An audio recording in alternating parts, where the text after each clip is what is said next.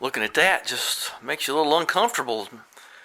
Long time as I spent looking at the bottom over there. Well, I got a big long list of things to do today. I've got to put this pan back in. I've got to put that inspection plate back in. I'm not going to worry about these items quite yet. Blow out the heater core, move those tranny lines, shifter bracket fix, flush it some more. I got to look at the carburetor things, tire pressure, wheel bearings, transmission bolts, manifold bolts, idle mixture. We'll do that in a while. I'm going to put some dye in the gearbox. I may just try to fix that. I don't know. What else is that? Oh, I have, I'm going to change those front bulbs right there too. I'm going to make those flash amber. So just a bunch of little fun things. I put that winch on this lift and now I kind of regret it because it's always in the way. I went to put this, went to put this bolt back on this transmission pivot bracket and had a little trouble. I was having a little trouble getting it to, getting the 5/16 24 to start on the old girl. And that's because there ain't no threads on it. I mean, that is just flat gone. So, how in the world? I mean, that's as slick as an ice floe right there. How in the world? Alright, well, always got to check everything. You know how it is. So I figured the safest way to do this was put the bolt in through this hole and come out here and put the nut out here. I got plenty of room. So I got both of these tight. That ought to shift like a dream now. Is there anything else loose over here? That's kind of, well, ain't too bad, you know, considering it's 60 years old or whatever it is. So let's tighten these up. I think those are half. And then we'll put the freeze plugs. We'll put these little freeze plugs back in there I took out to do yesterday's video. So let's put a little bit of, I'm not scared of putting lubrication here simply because it's just not going to be that dirty.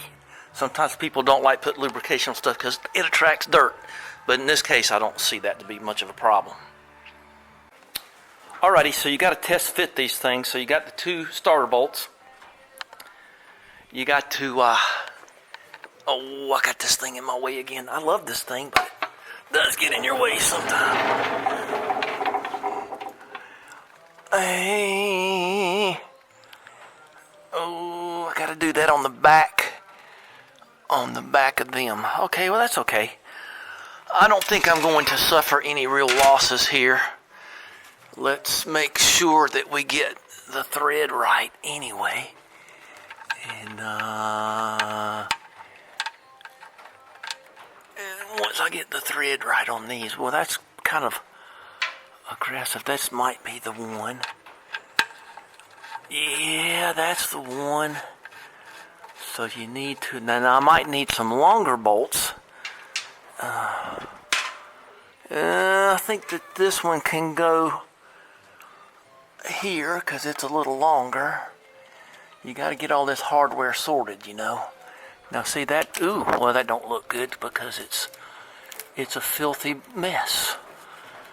And I'm not going to go to too much trouble to clean that because it just, oh, you know I am. You know I'm just kidding. I think, let me get some brake cleaned. So let's take a look at where I am. I've got that spacer plate in here. The two bolts that go up there. I had to increase the length on those. There's a little bit of oil right there. Ain't so bad. And I got this plate. This is a separate little plate right here. And then the big plate so you can inspect your teeth. And you can take this plate off too. You can get pretty good access to the flywheel if you need it. So I got the starter off and back on again. I've got all my bolts in here. Hadn't done that yet. But then I found that my wire going to my starter was a little bad. it actually, I kind of knew it, but it looked like that, and we can't have that. The rare 11/30 seconds. And I got a big hunk of shrink wrap up there. So what else did I do? Yeah, here's the earth strap that I did a long time ago. I always like showing those because those are so important in doing this. So anyway, we're doing the little things that need to be done that go on and on and on. And I'm going to use my little air jack 2000 or whatever they call it. Take this up. I'm going to check the suspension. I actually hadn't thought about the suspension in a long time. Speaking of which, that thing there will dot your eyes if you're not careful. I mean, that thing's bad. So I know there's a lot of backlight back there. So this has this funky rear suspension that they use on a lot of GMs. And here I am moving to, got to get the TS Eliminator 8000 out and get rid of that stuff. And a couple other things. This one here, where is that thing? It's not that one, it's this one. It's this bar right here I was thinking about. And I think you can find these somewhat readily. But that one got whacked. I don't really feel like that's causing too much damage, too much problem. It's just a stabilizer bar. They all have them. I mean, within reason. And speaking of which, one's coming for the... Oh, look at that. I got to get all that stuff out of there. Yuck. Let's just burn... let's not burn those. Let's dispatch those things there. Now, how did a bird get there? I don't know. Good God. There you go. That was leaky at one point. That's where I had... Oh, look at that. A PBS 64-85619. And it says Hydromatic right there on it. Whatever patent number's made something Hydromatic. Well, it's probably made in Saginaw or something like that. Who knows? Well, let's get the Terminator. I see it over there. Do you see it?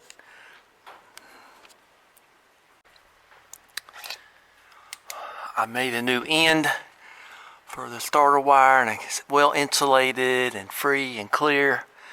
Looking good. I have put those in about the best location I could put them, these tubes right here. And I put a piece of pipe right there to keep it from rubbing against the frame. And that's just a piece of clear tubing.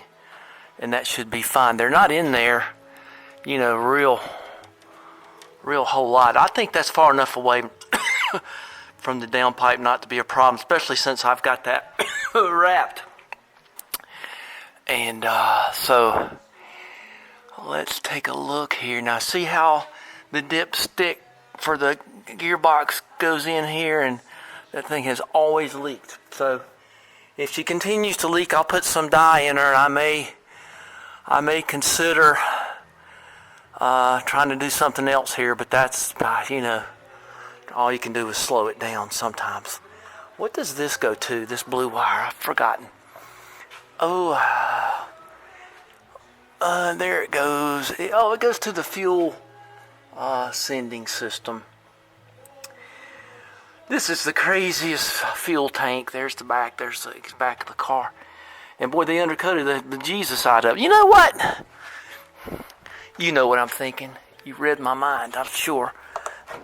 And I don't know, well, I can't move those right now. Let's move those in. There's not really a drain on this thing. I have been in there. Maybe I could get in there and suck that fluid out of there and put some new differential fluid in it. That sounds like a good plan. Come on, that way then. So, yeah, that's your classic, been using the wrong tool on it right there. Let's see if I've got that tool. I don't know. You need to try to do this. Ooh, I think that's metric. I think that's for European cars. Or it could be that it ain't any of those. That's the wrong thing. Or it could be this. You might can just do this. Let's see if I can. I usually do try to put the ball in the hole there. I mean, it does seem to lock it in and, make it work a little better. Yeah, see, that's 3/8. And let's see if I can get that out, and then we'll... Now, this is one of those differentials that you run into on old cars where you don't want to mess with it. Take this to the man, and don't be messing with this thing. There's no way to drain it back here. Looks like I've been here before, but looks like I've cleaned that in history, so I'm still going to change it. I don't see any reason why not to. Okay, so let's do that. Let's do something different. I'm kind of tired of my list. So I had to close those doors, just way too much backlight. So I've got the old brake clean going there, and I got it loose, and and I'm sure I have plenty of oil for this thing. Let's just see if any dances out of it. Great place to have gloves, but I just don't feel like I'm going to need them here. Yeah, I've definitely had that out. Think I should powder coat that orange or something? Nah. You know why? Because I ain't got no orange. Yeah. Ugh, yeah, I don't like that. I don't like the look of that. Let's pump that out of there. We've all seen it before. But you're about to see it again if you keep watching. Like I said, I've got mountains of the stuff. Every time I help somebody and they always leave a quart or two something behind, and I end up with a bunch of it, which is really nice, part of the deal. So here's my Robinair, as discussed yesterday. 15500, I think. Is it the old one? It is the old 15500, because I have the 16600 right over there. All right, so let's, you know what's going to happen. Noise alert. We're going to fill up the old tobacco juice or Tabasco juice, whichever you prefer. I think tobacco juice would be better than what's in there right now. Have your catch pan, and then you turn this on, and then bubble. And we kind of want to figure out about how far we want to go into the thing. All right, and oop, there it goes. Yuck, it's like Dr. Fives.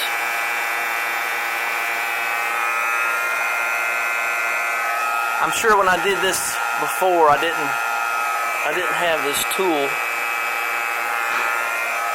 I don't know, it's hard to tell. Only thing I know is we're getting the bulk of it out of there, and that's what matters. Let's wait till it makes the happy sucky noise. We all know that, don't we? All right. Well, just let it sit there. I don't think I need to handle it. And you just squeeze it in there with the tube on the end, and this one's up so high. I'm not used to this. I don't deal with such big cars most of the time, but you can almost just pour it in there with a little nozzle. However you get it back in there with a tube or nozzle, whatever, but it is filling up. If you ever run this thing, make sure it stays level. This has a oil fill place in it. Don't ever run this thing not level. Well, I've almost filled up this jug. I got 3 quarts out of that thing. It's amazing how much I've gotten out of it. I didn't think it held 3 quarts. I was going to have to stop this and empty this out. It was all the way, it was to about right here. Boy, that pump is hot. I do remember I had to change a wheel bearing on this car, back right side, so wow. She's really huffing and puffing, but let's just see where we are. Well, it don't matter where we are. Let's just keep pulling it out of. That's all I can take out of there. So let's dump that into that, and then start over again. I really am happy I'm getting all that out of there. So what you want to do now is you want to move this stuff out of the way a little bit, and makes you want to go get your pressure washer, doesn't it? Well, not bad enough to actually do it. I think I'm just going to put a towel on the floor and get the putty knife and just sort of scrape around. Because this dirt does hold heat. That's why these things are not only strength ribs, they do release a little bit of heat. So we will, we'll see what we get out of that. Let's see, those are way yonder over there, because that's paint stuff. It took every bit of 3 quarts. And be sure and check your specifications and see if you need a little bit limited slip differential stuff. Let's just see what this is like. See, and I'm gonna throw that towel away. It's got gear oil on it anyway. All right, well, see, that's gonna hold in a little heat. That would be what I would call the not good department. Oh, I know it won't take very long, and it'll probably cause it to start. Look at that. You try your best, and it just bounces off where you want it to go. Okay. Ooh, YouTube excitement here, eh? So, how far do you go with this? Is just far enough, far as you feel like. Okay, I need to check my list and see where we are now. Yeah, you won't see me do much wire connecting without doing some soldering unless it's something super, super lightweight. Well, let's check under here. We got what is that? Oh, I don't know. Something I don't want to know what it is. Okay, we will be taking the vehicle up. Is that? No, that's down. There we go.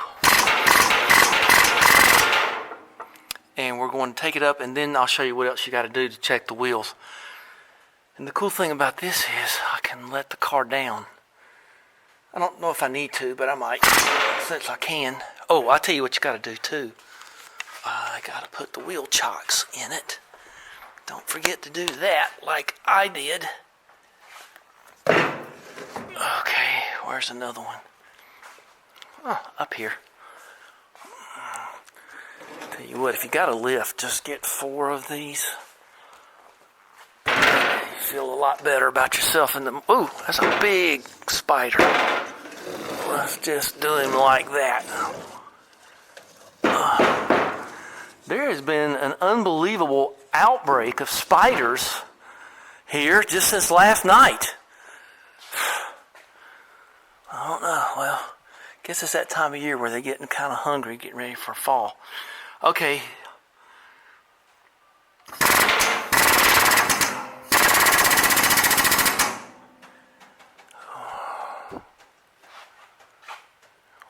All creaky-fied back there.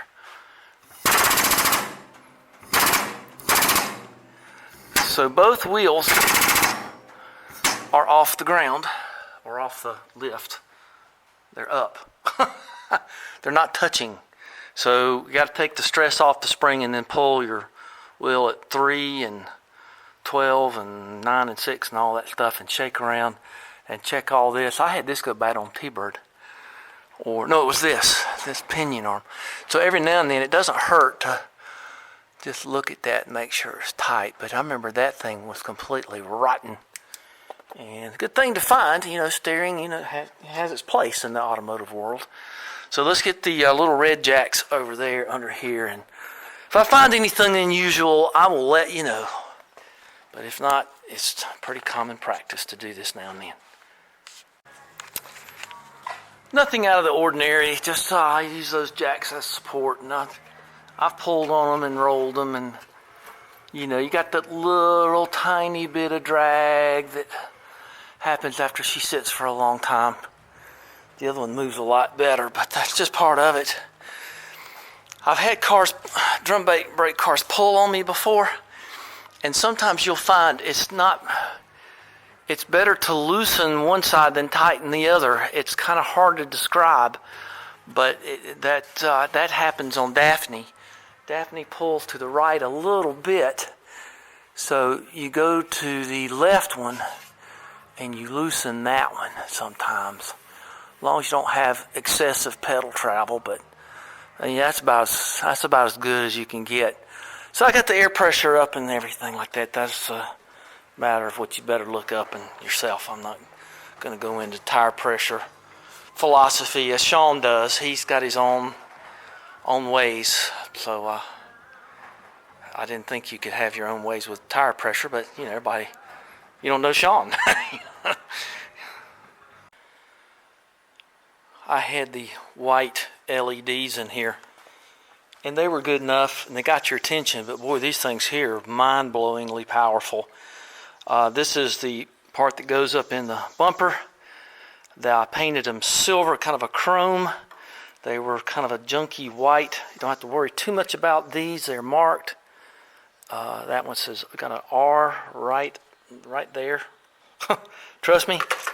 And I'll pick this one up so I can show you. So there's an L right here. You have to trust me. This one's been a little gnawed on by a beaver or something. These are quite beautiful things. Big stone got it right there, didn't it? And I cracked it out. But I got these halogen headlights here. Like I'm going to be driving it at night. Of course, you can't get stuck out there at night. So I don't even know how much those are. But the white ones, as we all know, are pre-68. These are the bulbs that I got. I've had these a while. 1157s in the old world, in the old country. And so just whoever those were, they're so bright on turn signal, it actually hurts my eyes anyway. I found it painful. So I got the running lights on. I hadn't cleaned any of this up yet. But let's talk further. I do not use the old rotten, taken in, bayonet fitted thing. Those are generally a disaster. I will earth my bulbs individually. I will solder them in. I will solder on wires, and I will wire them, hardwire my bulbs in. I do not worry about any of my bulbs. Okay, so let's reach up here, and I'll turn the battery on, and you can, whoa, see, I'm telling you, and that ain't even flashing. I mean, you want to go flashing within reason. Let's go. See, I got to do it like this. Oh, it's always good to climb up in the car with one hand. So let's turn the lights off. We'll turn these on. We'll just watch it from. Look how bright that is. You can tell in that. I mean, here, I'll just take you down. Then I'll just disconnect the battery from down there. Ugh. The things you do for love. Look at that. I mean, that's painful. That's painful bright. I can't even look at that. So that's what I want. I want other people to see me a-coming. And so the battery's disconnected. So this is that two-part black background, silver paint stuff. Kind of turns into chrome, like it. This is a very easy job, wonderful to do. I love doing stuff like this. And so let's put it together, and I'll show you what it looks like all together. It won't take me but a few minutes. Oop, I'm all jacked up there. So that's the way I do it. I hardwire stuff in. It's worth the time. The bulbs last longer. You don't have to worry about the things going bad. These old cars have the wiring is somewhat corroded at the tips. I ran into this on that old Corvette I restored or worked on. And the wires were rotting about 2 or 3 inches up inside the wire. You've got to use the acid flux, and you got to use a little bit of lead in your solder. It just works better. I hate to tell you, don't breathe in the fumes. But you got to cut them wires back, so you might as well lose that dumb thing. And I'm going to put them in here and just put them in there best I can. What are they going to do? Come flying out of there? I mean, you want to try to do something to hold them steady, but you don't have to do too much. Okay, let's put them together and look at them in a minute. Oh, what time is it? It's howdy doody time. It's all I can do. Okay, I've got it back together. So you got the white lenses, and all I got to do is reach up and turn the battery on. And then I'm going to avert thine eyes. Ooh, golly dang. So, isn't that pretty, the white and then amber? So let's see what the running lights look like. Parking lights, whatever you want to call them. It's whatever you want to say about them. I'm not going to be able to make it out here much more. Guess I could just do it like that, huh? Let's turn the key off, pull the lights on running. I never leave the doors open on the lift. You're heading for total disaster there. So the sun's streaming in right when I don't need it to. All right, so let's, okay, I'll let you look at it. Ooh. See, now that's pretty cool there. Now see, I'm digging that. Well, let's let her down and close it out and tell you what's going on. Boy, that is just, I cannot wait to do that on the TR4. I don't have TR4 keys on me, or I would show you, but the lights before, I was going to do that, but I didn't. It's just kind of a bright blue LED situation, and but the amber just kind of gets you. And if you happen to be out in a rainy, foggy night, not in this car, because the top ain't going back up as far as I'm concerned, let's disconnect the battery so I won't forget that I did it. So let's drop her down. I'll tell you what we got going on. I figured out something, and we'll have to do that tomorrow. Well, you know, that'll make a good shot for the thumbnail. Okay. Almost every time I do anything, sun's in my eyes. So I'm going to stand aside. I was actually under a house one time, sun was in my eyes. That's a true story. I got a feeling that carburetor needs a cleaning. And I'm talking about take it apart and clean it. It didn't idle so great yesterday. And my belief is, now this car sat right here almost in this very spot for about a year or two. And get out of here, crazy guy. Come on, out. Hey, go on. And, oh, stop it. What is it that's here that would draw a fly?